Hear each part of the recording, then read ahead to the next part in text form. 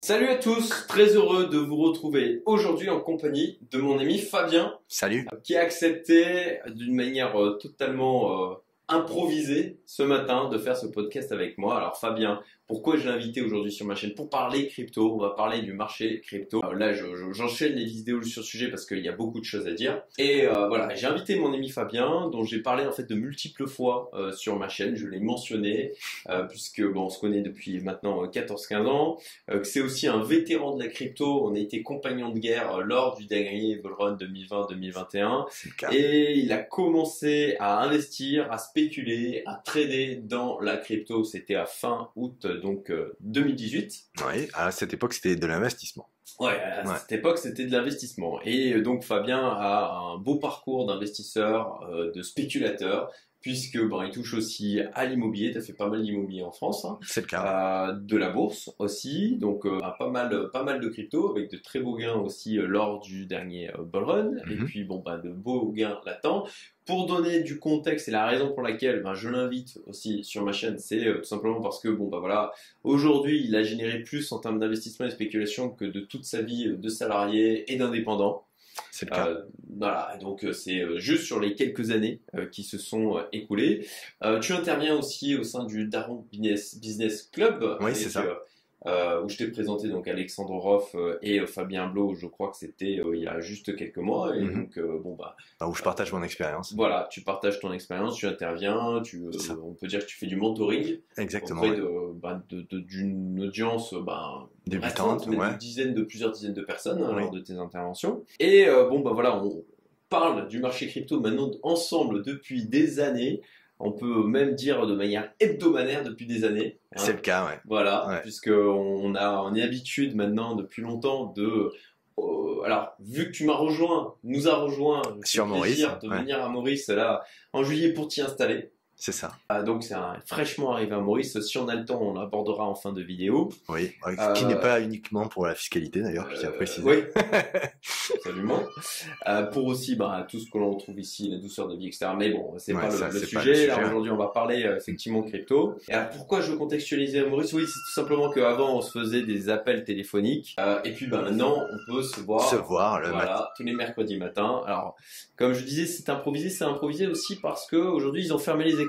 Il est censé y avoir de la pluie, il y en a un grand ciel bleu avec du soleil. Et ici, quand il y a des fortes pluies qui sont craintes, ils ferment les écoles. Donc voilà, ce qui fait que vous entendez peut-être certainement en fond ma fille qui crie.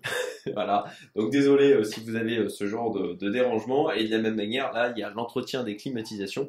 Donc il est possible qu'il y ait un petit peu de bruit. J'espère que ça ira pendant ce podcast et que voilà, il y a une de mes deux filles qui viens nous voir, mon chaton. Donc désolé pour ça. Et voilà, on va avancer sur la partie qui nous intéresse de ce podcast plus particulièrement. Donc le marché crypto, hein. Je pense que ça ne vous a pas échappé. Moi j'ai fait de multiples vidéos au moment où on tourne ce podcast. Nous sommes le 22 novembre. On va parler de ce qui se passe actuellement. On va parler un petit peu des scénarios, des réactions que l'on imagine arriver prochainement sur le marché. Et voilà, déjà, ok, on a passé cet interminable range ensemble, hein, d'ailleurs, puisqu'on en a parlé régulièrement. On a réussi à résister, comme toi comme moi, on a eu aussi des stratégies de sortie partielle, de manière à se dérisquer, de re-rentrer, des allers-retours. Je crois que tu étais un peu plus actif que moi à ce niveau-là. Je pense, oui. Voilà, tu as une appétence plus au trading que je ne l'ai. Tu es plus compétent que moi. Hein. Tu t'es d'ailleurs formé. Disons que. Jeudi. Et tu t'es formé d'ailleurs notamment chez Cédric Froment. C'est ça, exactement. Voilà, c'est rigolo. J'ai pris mes bases chez lui. C'est ce qui m'a initié. Et aussi pour la partie crypto auprès d'Alexandre Vignal, qui est notre mentor commun dans le groupe CoinTips. Qui m'avait initié donc à l'investissement en crypto au début. Voilà, tout à fait. Donc voilà, au moment où on tourne cette vidéo ce matin, on s'est réveillé, le Bitcoin était qu'à 99 000 $. Je regarde, alors on a dit 98 588. Donc une grosse poussée depuis le 7 novembre. Toi comme moi, on était quasiment pleinement exposé au moment de la cassure du haut du range. C'était le cas, oui. À nouveau, bravo pour tous ceux qui ont réussi à tenir pendant ce long range et qui étaient majoritairement exposés correctement. voilà, sur ce marché. Alors toi, déjà là, à l'approche des 100 000 $, qu'est-ce que tu en penses? Est-ce que tu crois que on va avoir des grosses prises de profit sur les 100 000 $, une grosse correction? Est-ce que tu penses que ça va tracer? Comment tu envisages là l'approche des 100K et bon bah là aujourd'hui là, notamment le fait qu'on a un Fear and Greed Index à l'instant T, je crois, de 94, c'est très très haut. Quelle est ton attitude face au marché là à court terme? Bon, là, à court terme, bah là, c'est une pure analyse technique. Je regarde les graphes, je me coupe en fait des médias et je suis les graphes au quotidien. Actuellement, on pourrait envisager une petite prise de position, mais ouais, non, tu sais, juste pour te tranquilliser, tu pourrais prendre du 25 TP juste avant les 100 et une prise de profit, tu veux Ah oui, prise de profit. Pardon, okay. Excuse-moi. Prise de profit, oui, effectivement.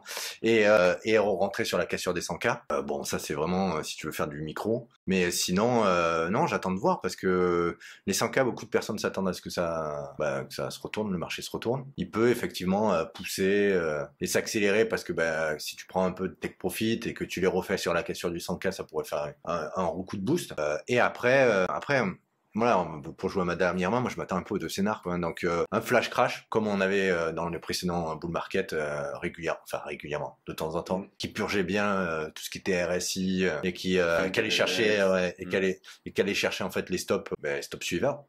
Ouais. Avec des mèches vraiment qui sont conséquentes, quoi. Qui liquident les longues aussi. Donc voilà, je reste attentif à ça. Et après, pour autant, comme tu as l'habitude de faire, de réfléchir au scénario qui est le plus attendu, je pense que c'est une correction. Donc en général, c'est vrai que bon, ça laisse perplexe, quoi. On l'évoquait, on va vrai dire tout à l'heure, parce qu'en fait, on a réenregistré on relance l'enregistrement de podcast, on a eu des problèmes avec le son. Et donc, en fait, moi j'ai évoqué tout à l'heure, c'est que là justement, et c'était ta perception aussi, c'est qu'il y a beaucoup de gens qui ne sont pas exposés comme ils le souhaitaient là. Qui sont fait malmener. De toute façon, c'était l'objectif de ce range, qui était long. Le marché, voilà, je l'ai évoqué dans mes dernières vidéos. Pour moi, je le vois comme une bête sauvage, un ennemi, quoi. Ah oui, il cherche à nous faire du mal. Craquer. Voilà. Et donc, il a fait mal à un maximum de personnes pendant ce long range, notamment aux moins expérimentés, aux moins disciplinés, aux moins pragmatiques. Et là, je pense qu'il y a pas mal de gens qui se disent j'attends une correction justement pour me repositionner, qui espèrent une correction pour se positionner correctement.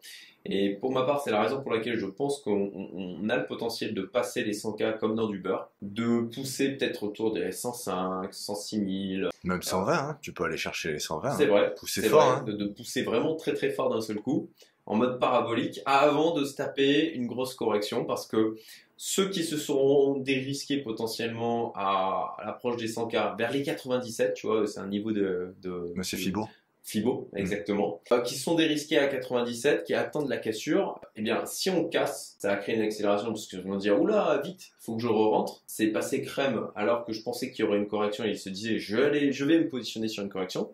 Il y a tous ceux qui sont pas positionnés correctement, qui se disent, j'attends une correction pour me positionner à moins 20. Voilà, moins 30 là, compte tenu de ce que l'on a eu jusque depuis le début de ce bull run, ça me paraît beaucoup. Oui. Après, il faudrait voir pour l'effet de levier. S'il y a beaucoup de personnes qui en utilisent. Et là, j'ai pas trop le réflexe de regarder ce détail. C'est vrai, il faudrait regarder s'il y a beaucoup de longues en effet de levier. Après, de la même manière, s'il y a beaucoup de gens qui anticipent une correction au niveau des 100K, ça veut dire du short. Oui, bien sûr. Et donc là, un potentiel d'accélération haussière parce qu'il y a des shorts qui se font. D'où aller faire les niveaux des 120. Effectivement, ouais. C'est un truc qui pourrait, je pense, surprendre pas mal de monde. Une grosse accélération, elle provoquer un niveau de FOMO. Mais de toute façon, dès que les 100K vont passer, les médias vont commencer à en parler. C'est là que, à mon avis, le risque s'accroît d'une correction, en fait. Si on voit ça comme un risque. Parce que tu peux le voir comme une opportunité. Tout à fait. Pour ceux qui sont pas, tout à fait. Qui sont pas pleinement exposés. Donc voilà, déjà pour les 100K. Ensuite, il y a une deuxième échéance que l'on voit, c'est l'investiture de Trump. Oui. Ouais, mais ça c'est dans la vidéo qu'on ne verra jamais avant. Oui, ça c'est pour la vision. Tu me disais précédemment que il y avait pas mal de personnes qui voyaient en fait un bull run jusqu'à octobre 2025. Bon, je sais pas de vouloir savoir la date, mais bon, ça commence à parler. Alors moi c'est quelqu'un que j'écoute de manière. Je me fie à ce qu'il dit, je l'écoute attentivement. C'est Bob Lucas. Ouais, ok. Ouais. Là, dans sa dernière vidéo, il parle lui du super cycle. Oui, oui, mais après, j'espère qu'il a raison, mais après, enfin là, on joue à Madame Irma parce que pour le plaisir, mais en soi, il faut se baser sur critères techniques. C'est plaisir pour moi. On fait des scénarios pour s'y préparer. Oui, pour s'y préparer, effectivement. Mettre en place nos stratégies. Effectivement, mais en fait, seuls les graphes te disent la vérité. Bien sûr. Après, donc, tu peux des extrapolations. C'est des extrapolations. Donc en fait, c'est tes critères techniques qui au cours, tu peux dire que c'est octobre, tu peux dire que c'est janvier. Moi, par exemple, je suis sensible à l'investiture de Trump pour le classique. D'accord. Donc là, en l'occurrence, je ferai attention. C'est ce qu'on disait, je ferai attention. Je serai peut-être même vigilant, un peu protecteur, ou sortir un capital assez important pour voir comment ça se passe. Pour être observateur et non pas subir en fait une quelconque news qui pourrait arriver et déstabiliser le marché rapidement. Un peu comme on avait eu pour les ETF Bitcoin, donc début d'année. C'est ça. Où, toi, comment on s'était protégé en amont. Oui. On avait eu raison, en l'occurrence. Dans tous les cas, on avait eu raison. C'était une bonne stratégie. Je veux dire, on a eu raison dans le sens, en fait, pour moi, il y a deux niveaux. Il y a le côté, le résultat est qu'effectivement, on a un sell the news et donc on positionne plus bas et donc, bonne nouvelle. Oui. Mais dans tous les cas, stratégiquement parlant, en termes de prise de décision, on avait raison de faire ça. On avait raison de faire ça. Et puis, par rapport à ta propre stratégie aussi, tes objectifs, tu fais ça parce que tu sais que tu vas moins supporter de subir une correction. Et que quand tu as cette idée qui est en tête, tu te dis qu'est-ce que je peux faire pour être en cohérence avec ce que je veux faire. Donc tu te protèges, et il y en a qui préfèrent être exposés, mais moi je sais que je préfère faire la méthode du mois de boîte, c'est-à-dire je sors une partie, voire la moitié, comme ça j'ai ma moitié qui est préservée, l'autre moitié que je laisse en place. Voilà, et tu rentres après sur confirmation. Voilà, effectivement, on se protège du risque. Voilà, quitte à sacrifier quelques pourcentages de hausse. C'est ça. Effectivement. Mais qui, au final, quand tu vois les crypto-monnaies comme ça évolue, tu te dis que le pourcentage sacrifié ratio le pourcentage que tu peux épargner. Le coût d'opportunité est faible. Versus le risque dont on se protège. C'est ça, exactement. Et alors, toi, en termes d'exposition, sur quoi t'es exposé là, majoritairement? Alors, déjà, je suis exposé sur les altes. Est-ce que t'es concentré? Alors, c'est ce que... Ouais, mais je suis plus... Alors, moi, je suis plutôt concentré. J'ai très peu de, crypto-monnaies dans mon portefeuille. En fait, au final, j'en ai 5. Peu diversifié. Peu diversifié. Je reste sur les majeurs. Pourquoi? Parce que dans mes objectifs, je vais pas chercher, j'ai pas besoin d'un x10, x5, moi, un x1,75. Oui, on en parlait mercredi matin, ça me suffit. Café mercredi. Effectivement, toi, tu as un objectif là de sortie, 75% de valorisation de ton portefeuille, tu dis ok, ça me va. Ça me va, ouais. Donc, pas de grosses ambitions, peut-être à tort. Mais j'ai toujours été un peu, entre guillemets, bon père de famille sur l'aspect gestion. Si on peut parler de ça dans les cryptos, parce qu'avec la volatilité, c'est quand même quelque chose. Mais bon, je suis assez défensif. Voilà, je suis assez défensif et je me suis fixé mes objectifs que j'estime raisonnables. Et en analysant le cycle, je me dis que c'est largement accessible. Voilà, c'est pas déconnant. Après, ça veut pas dire que une fois, si l'objectif est atteint facilement entre guillemets et que le marché va dans ce sens-là, que j'aille pas après, que je tire pas des coups de fusil un peu dans tous les sens. Ouais. Voilà. Okay. Avec une partie du capital généré, tu en mets une grosse partie à l'abri. Ouais, tu mets les 3 quarts à l'abri. Après, le dernier quart, tu vas sur des trucs un peu plus risqués. En mode trading. En mode trading pur. Ok. Ouais. Ok, intéressant. C'est vrai que ça c'est mais là, dans le scénario que j'avais évoqué de piéger les initiés, j'en parlerai sur ma chaîne, il y a une vidéo à venir là-dessus. C'est vrai que c'est une stratégie comme ça qui permet aussi de tenir et de ne pas tomber dans le côté je me remets à courir après le prix, oui. Quitte à justement se faire piéger par le marché, quoi. C'est ça, c'est ça. Bien se mettre un objectif déjà, voir si il correspond à ce que tu attends et qu'il soit, tu sais, accessible. C'est le plus dur en fait. Là, comme on disait un peu avant, là, c'est la moitié du chemin est fait si tu es déjà dans le marché. L'autre partie la plus dure, ça va être de sortir honorablement de ce cycle. Clairement, de toute façon, je pense que tu es d'accord avec moi. Le plus dur, c'est de sortir.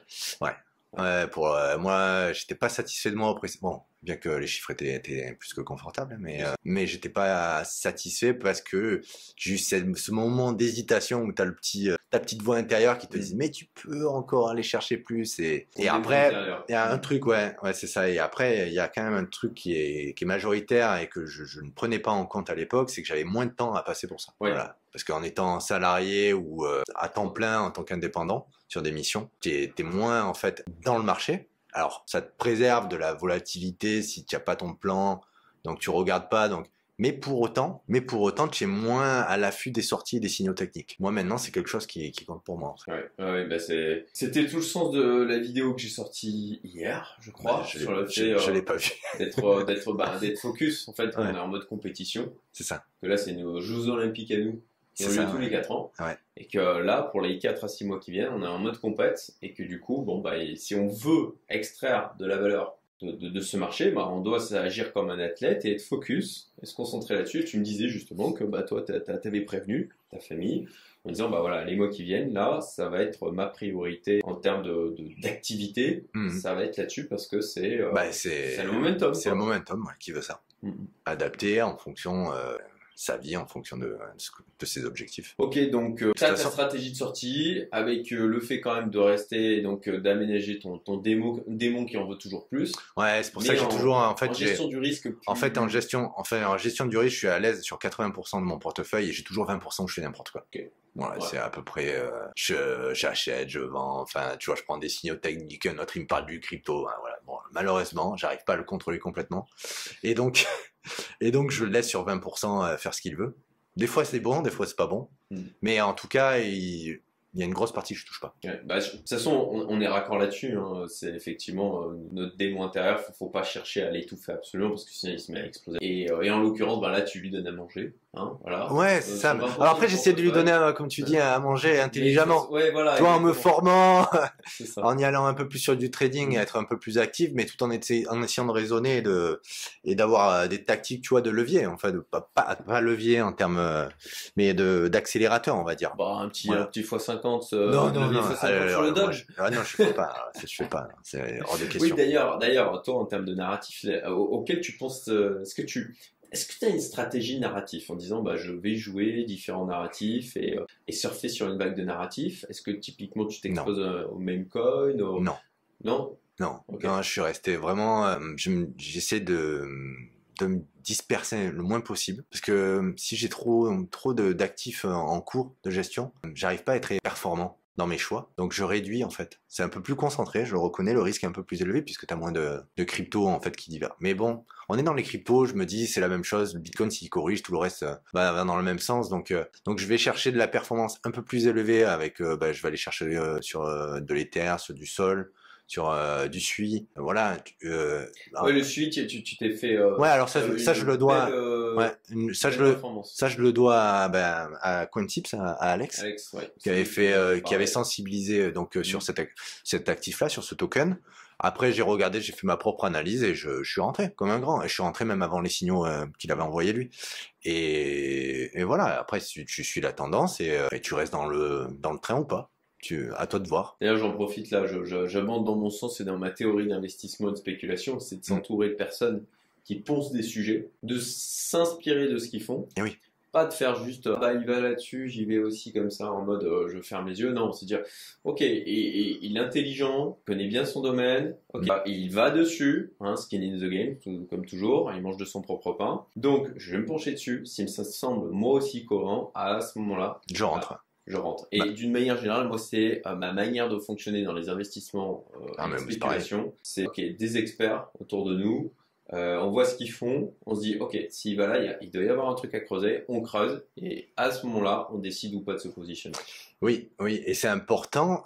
Et ça, je l'échange au quotidien avec les personnes qui m'interrogent sur le sujet. C'est de s'assimiler, avoir sa propre stratégie pour durer en fait. Parce que si t'attends qu'une personne te dise vends là, achète là, à un moment tu doutes de la personne, tu dis c'est pas un voleur, c'est pas un escroc, c'est un influenceur, enfin. Et t'as toujours ces voix qui reviennent et donc si tu t'es pas imprégné de la méthodologie, que tu l'as pas, tu la comprends pas. Si tu la comprends pas et que tu l'as pas mise à ta sauce en fait même. Ouais. Et approprié, c'est le terme, c'est ça que je cherchais.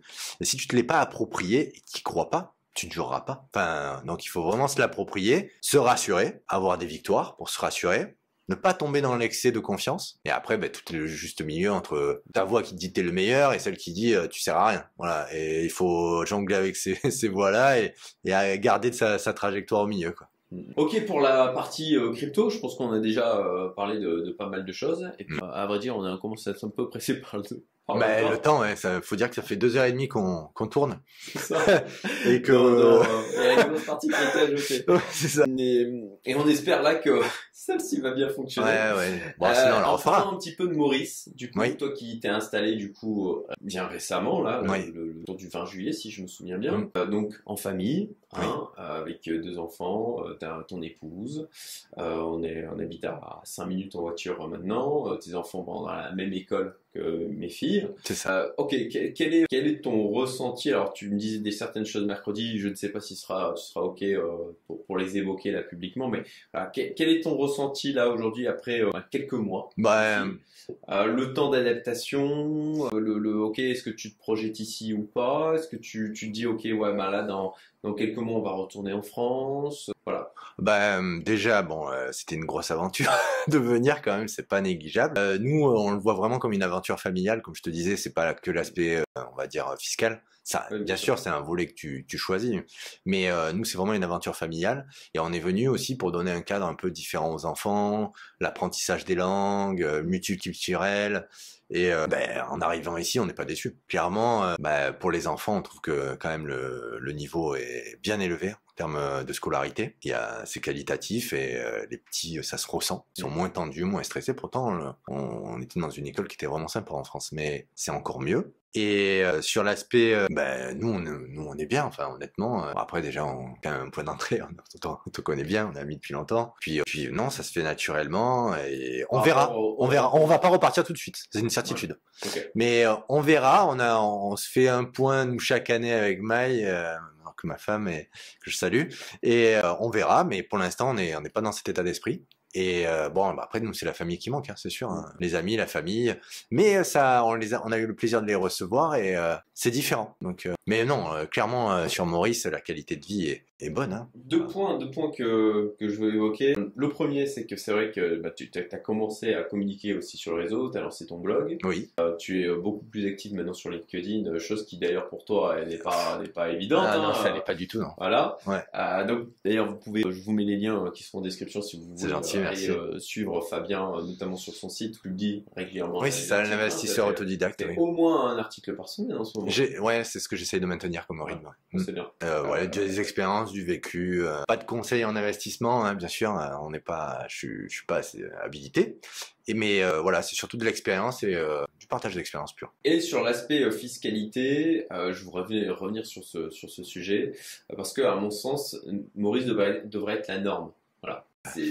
Voilà, je vois la Lettonie typiquement, où j'ai investi, à Riga. On a en final une fiscalité qui est similaire, malgré un pays qui est en Europe, quoi. Donc, on peut pas dire c'est un paradis fiscal, on fait de l'évasion fiscale, enfin voilà, toutes les narratifs en France où on vous raconte que tout ça est pour votre bien, la pression fiscale, etc. Mais c'est assez étrange comme dans des pays où tu as une fiscalité qui est pour moi normale, hein, comme ici, pour moi ça devrait être la norme. Et t'as quand même, c'est bizarre, t'as quand même des routes. C'est vrai que t'as quand même des hôpitaux. D'ailleurs la santé est gratuite pour tous les Mauriciens. C'est vrai. Ils peuvent aller à l'hôpital gratuitement. Ou même en Lettonie, en termes d'infrastructure, c'est excellent. Voilà. Donc bon, juste sur l'aspect, effectivement, on se sent toujours obligé de se justifier un peu, de dire non, on n'est pas parti que pour la fiscalité. Parce que en fait, on a juste rejoint aussi sur cet aspect-là, pour moi, un endroit qui est normal. Oui, c'est une forme de normalité. C'est vrai qu'on voit ça comme c'est vu, c'est comme des paradis fiscaux, mais c'est pas, pour moi, c'est juste une fiscalité, un pays avec une autre fiscalité. En soi. C'est pas opaque puisqu'en fait c'est légal, enfin il y a rien de. Ah oui, non, bien sûr, mais c'est sur l'aspect, je dirais aussi qui peut y avoir en France. Mais après, c'est ça. Mais c'est pas tout le monde. Non, heureusement. C'est ceux qui sont le plus médiatisés, on va dire. On a vu dernièrement ce qu'ils ont tenté de faire passer aussi avec le côté de la taxation sur la nationalité. Dans tous les cas, c'est un mauvais signal. En tout cas, c'est pas un très bon. C'est vrai que j'espère que le pays va quand même un peu resserrer le vis là, parce que ça part, je trouve, un peu en bidorine. Je trouve que ça part n'importe comment. Les réformes, les débords sur le budget. Enfin, là, il taxe encore plus les sociétés les fleurons français. Bah, En fait. c'est Genre, une les bêtise grosses parce que boîtes, les ça veut dire. méchantes grosses boîtes qui Non, font des mais ça veut dire, bénéfices. bah, regardez le 440, quoi. Tu compares l'évolution du 440 et enfin, je sais pas, moi, du SP500 ou même Hmm. d'autres indices, ça fait de la peine, hein. Moi, ça me fait de la peine de voir ça. Je suis d'accord. Mais bon, Mm. donc en tout cas, voilà, Maurice, content de l'environnement. Voilà, est-ce que souvent c'est ah mais vous avez pas trop chaud? Mais non, mais non. Bah, après, j'ai pas passé l'été, c'est le début. Mais pour l'instant, ça va, non. J'ai même eu froid quand je suis arrivé, j'ai dû acheter une couette. Non, mais je suis arrivé. Jusque juillet, ici c'est l'hiver. Oui, c'est l'hiver, j'ai dû acheter une couette. Je suis arrivé en short, j'ai dû acheter une couette pour dormir. Non, non, non, non, on est très bien. Après, les projections, on verra, 2, 3, 5 ans, on sait pas. En termes de logement, vous êtes content? Oui, en termes de logement, on est content. Ça se passe, ouais, ça se passe bien, quoi. C'est au-dessus de ce qu'on espérait. Ok, en termes de rencontres, C'est pareil. Voilà, pour le coup, tu rencontres des personnes, alors c'est même bizarre, t'as l'impression de rencontrer des personnes qui te ressemblent en permanence. Donc, ou même qui sont ça fait plus une inspirantes, certaine c'est... sélectivité, c'est clair. Ouais, Je retrouve des gens avec des valeurs quand même qui sont proches Ouais, qui sont proches de tes valeurs, ouais, c'est perturbant. Ouais, au début, Parce que tu dis, mais on est tous d'accord, en fait, il n'y a plus trop de débats, c'est bizarre. En tout Bon. cas, et il y en a, mais ce n'est pas à se foutre sur la gueule. Non, non, non, non, très tolérant, c'est agréable. Non, c'est agréable, constructif. Ok, bah écoute, merci beaucoup Fabien Merci. d'être intervenu. Est-ce que tu aurais un dernier mot de la fin, un conseil que tu voudrais transmettre pour ceux qui se rentrent là, qui sont un peu plus newbies dans la crypto, pour lesquels c'est leur premier cycle? Ouais, formez-vous et n'y allez pas tête baissée. Si vous voulez faire de la chance, un coup de chance, vous pouvez mettre des tickets, mais fermez les yeux sur le monde. Enfin, n'y comptez plus, quoi. Enfin, vraiment, pour moi, il faut se former, quoi. La formation, il y a tellement de personnes qui se forment pas, qui y vont. Après, c'est la fleur au fusil, et après, c'est désagréable de voir. Après, c'est. là-dessus, hein, je vais peut-être être dur, hein, mais on a besoin de ces gens-là. C'est nos portes de sortie. Ouais, mais Faut l'avouer. j'y crois pas, parce qu'en fait, au final, tu vois, le marché fait que monter, parce que il y a de plus en plus d'acteurs. Oui, mais ils montent parce qu'il y a des gens qui achètent. Et nous, oui, ils vont acheter ce qu'on leur va vendre. Oui, mais après, ça peut être les banques centrales, ça peut être d'autres personnes, tu vois, qui achètent. Ouais, je sais. Mais je ferme un peu les yeux sur ça, j'aime pas trop cet aspect. Non, mais c'est vrai, j'aime pas trop cet aspect. Je préfère que les gens se forment, et après, tu fais des erreurs, tu vois, mais en connaissance d'eux. En tout cas, moi, à mon audience, je lui saute le meilleur, mais après, il faut pas se leurrer. Ça va être le retail qui va servir de porte de sortie aux institutionnels et puis aux gens qui vont faire des profits sur ce marché. Il faut pas se leurrer, c'est une niveau. Après, c'est un western. C'est ça.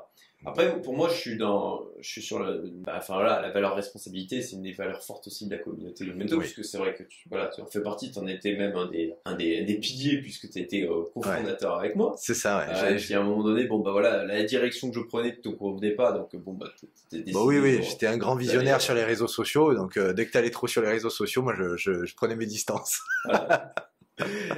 Mais en l'occurrence, qu'est-ce que je disais? Oui, l'aspect responsabilité est hyper important. Donc pour moi, tous ceux qui viennent sur le marché crypto, ils sont responsables, ils sont grands. Tu viens jouer dans l'arène mondiale, et ben c'est avec le risque de perdre. Mais bien sûr. J'en ai fait les frais aussi au début. T'en as fait les frais toi aussi au début. C'est vrai. Et donc voilà. Hein, après, non, mais c'est sûr, c'est une forme de formation, mais quand même maintenant avec Internet et maintenant en plus l'IA, tu peux te former, c'est accessible. Oui, mais dans tous les cas, on restera avec un ratio de très peu de gagnants pour beaucoup de perdants, parce que toujours, ouais. C'est un transfert de richesse. Et surtout, c'est une expérience. En fait, plus t'expérimentes, au plus t'augmentes. C'est pour ça qu'il faut commencer le plus tôt possible. Ouais. Parce que c'est tes expériences en fait qui te nourrissent. Moi, ça a rarement été les livres qui m'ont appris quoi que ce soit. C'est par l'expérience que, oui, si. Ça t'éveille. Ça t'éveille, mais après c'est vraiment par l'expérience que moi je trouve que t'apprends le mieux. Oui, l'action bat tout. Ouais. On est d'accord.